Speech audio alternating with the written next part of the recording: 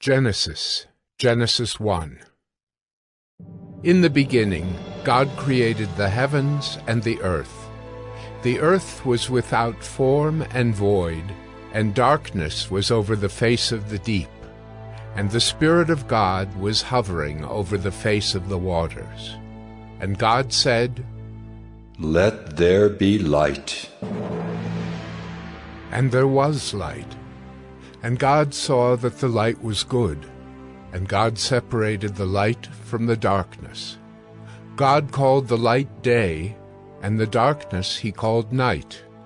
And there was evening, and there was morning the first day. And God said, "Let there be an expanse in the midst of the waters, and let it separate the waters from the waters." And God made the expanse, and separated the waters that were under the expanse from the waters that were above the expanse.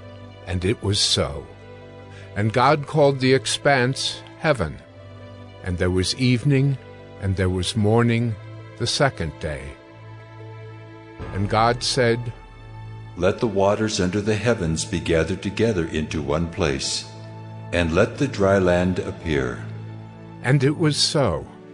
God called the dry land earth, and the waters that were gathered together he called seas.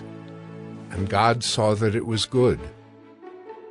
And God said, "Let the earth sprout vegetation, plants yielding seed, and fruit trees bearing fruit in which is their seed, each according to its kind on the earth." And it was so.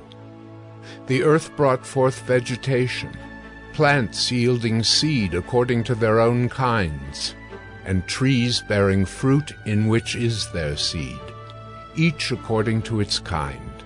And God saw that it was good.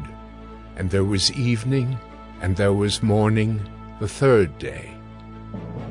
And God said, "Let there be lights in the expanse of the heavens to separate the day from the night, and let them be for signs and for seasons and for days and years. And let them be lights in the expanse of the heavens to give light upon the earth." And it was so. And God made the two great lights, the greater light to rule the day, and the lesser light to rule the night, and the stars. And God set them in the expanse of the heavens to give light on the earth, to rule over the day and over the night, and to separate the light from the darkness. And God saw that it was good. And there was evening, and there was morning the fourth day. And God said, "Let the waters swarm with swarms of living creatures, and let birds fly above the earth across the expanse of the heavens." So God created the great sea creatures, and every living creature that moves, with which the waters swarm according to their kinds, and every winged bird according to its kind. And God saw that it was good. And God blessed them, saying, "Be fruitful, and multiply, and fill the waters in the seas, and let birds multiply on the earth." And there was evening, and there was morning the fifth day. And God said, "Let the earth bring forth living creatures according to their kinds, livestock and creeping things, and beasts of the earth according to their kinds." And it was so. And God made the beasts of the earth according to their kinds, and the livestock according to their kinds, and everything that creeps on the ground according to its kind. And God saw that it was good. Then God said, "Let us make man in our image, after our likeness, and let them have dominion over the fish of the sea, and over the birds of the heavens, and over the livestock, and over all the earth, and over every creeping thing that creeps on the earth." So God created man in his own image. In the image of God he created him. Male and female he created them. And God blessed them. And God said to them, "Be fruitful and multiply, and fill the earth and subdue it, and have dominion over the fish of the sea, and over the birds of the heavens, and over every living thing that moves on the earth. And God said, Behold, I have given you every plant yielding seed that is on the face of all the earth, and every tree with seed in its fruit. You shall have them for food. And to every beast of the earth, and to every bird of the heavens, and to everything that creeps on the earth, everything that has the breath of life, I have given every green plant for food. And it was so. And God saw everything that he had made, and behold, it was very good. And there was evening, and there was morning, the sixth day. Genesis 2.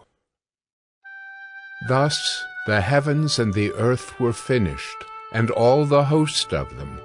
And on the seventh day God finished his work that he had done, and he rested on the seventh day from all his work that he had done. So God blessed the seventh day, and made it holy, because on it God rested from all his work that he had done in creation. These are the generations of the heavens and the earth when they were created, in the day that the Lord God made the earth and the heavens. When no bush of the field was yet in the land, and no small plant of the field had yet sprung up, for the Lord God had not caused it to rain on the land, and there was no man to work the ground. And a mist was going up from the land, and was watering the whole face of the ground. Then the Lord God formed the man of dust from the ground, and breathed into his nostrils the breath of life. And the man became a living creature. And the Lord God planted a garden in Eden, in the east, and there he put the man whom he had formed. And out of the ground the Lord God made to spring up every tree that is pleasant to the sight and good for food. The tree of life was in the midst of the garden, and the tree of the knowledge of good and evil. A river flowed out of Eden to water the garden, and there it divided and became 4 rivers. The name of the first is the Pishon. It is the one that flowed around the whole land of Havilah, where there is gold. And the gold of that land is good. Bdellium and onyx stone are there. The name of the second river is the Gihon. It is the one that flowed around the whole land of Cush. And the name of the third river is the Tigris, which flows east of Assyria. And the fourth river is the Euphrates. The Lord God took the man and put him in the Garden of Eden to work it and keep it. And the Lord God commanded the man, saying, You may surely eat of every tree of the garden, but of the tree of the knowledge of good and evil you shall not eat, for in the day that you eat of it you shall surely die.